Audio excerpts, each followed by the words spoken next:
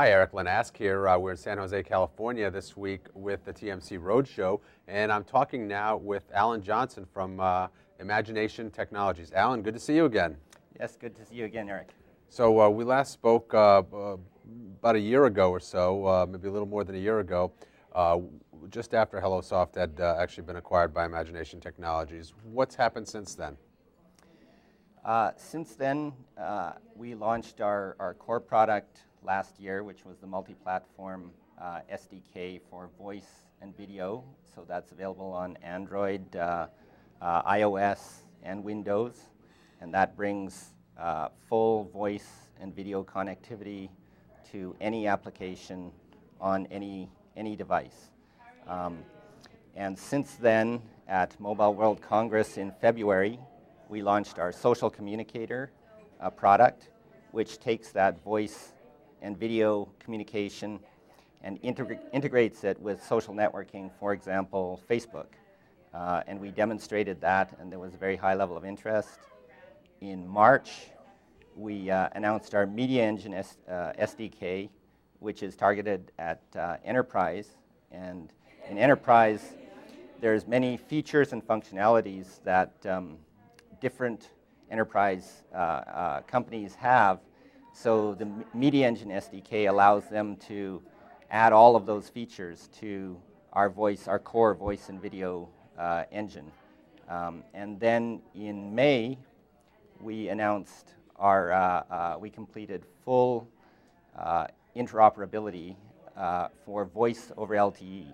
So full carrier-grade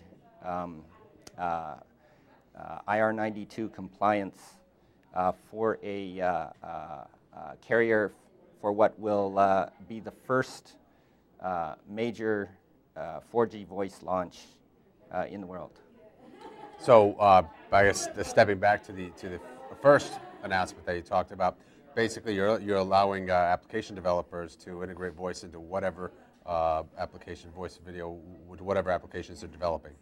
Absolutely. So the idea is that even if you look at, say, carriers deploying 4G voice, it's turned out to be harder than people thought. So you would think, okay, we just put the voice in packets and we have a packet data network and we just send it out.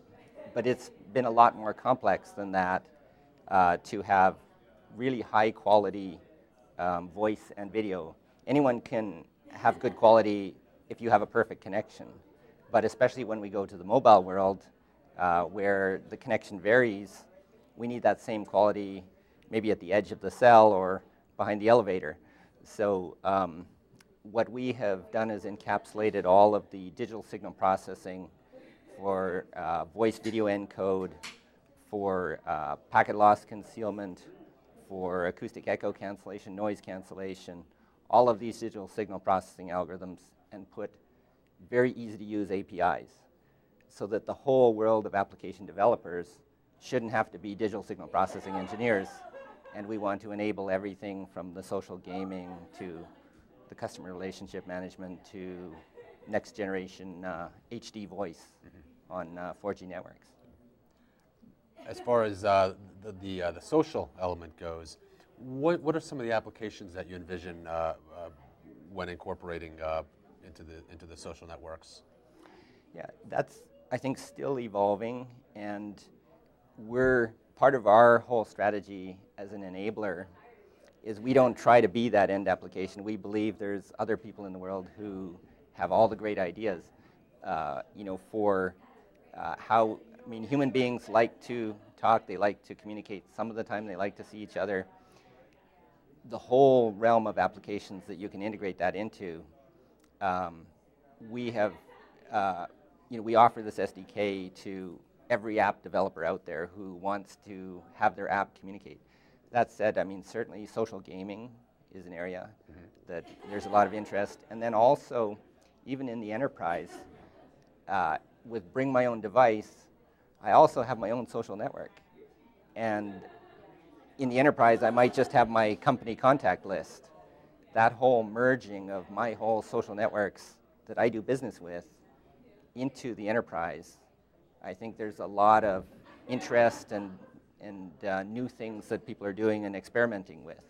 in combining those. So our product allows you to have this basic voice, video, and messaging and presence, and integrate that into all of my enterprise applications and my social networking circles. So, and then coming back to the voice over LTE technology that you also referenced, are we at a place where we're really going to start seeing voice over LTE become utilized? Are the networks, with all the data increase already that's we're seeing flow onto the networks, can they also adequately handle the voice? Yeah, I think, you know, I come from 26 years in the telecom world, and so there was this saying that it takes 7 years to bring out a new G. And I think with 4G voice, I don't think it's going to take 7 years, but it has certainly taken longer than some of the major carriers made announcements, and then it's taken them a little bit longer. It turned out to be harder than people thought to deploy a whole next generation packetized voice and video. Brings a whole nother set of challenges, right? As you mentioned, there's the network capacity and the need to offload that onto Wi-Fi. So actually our product, our SDK, works on any IP bearer. So it may be voice over Wi-Fi and video over Wi-Fi, or it may be LTE when I leave the building. So our core product enables full seamless handoff and offload of that same traffic, and also a change in protocols. On the LTE network, I have a certain set of protocols, some of it tied to the LTE modem and channel. When I switch to Wi-Fi, I have a different set of protocols. So we have both sets of protocols built into the product. Excellent. Right. Well, Alan, it's been great catching up with you. Thanks for joining us here on the TMC Roadshow. Thanks very much, Eric.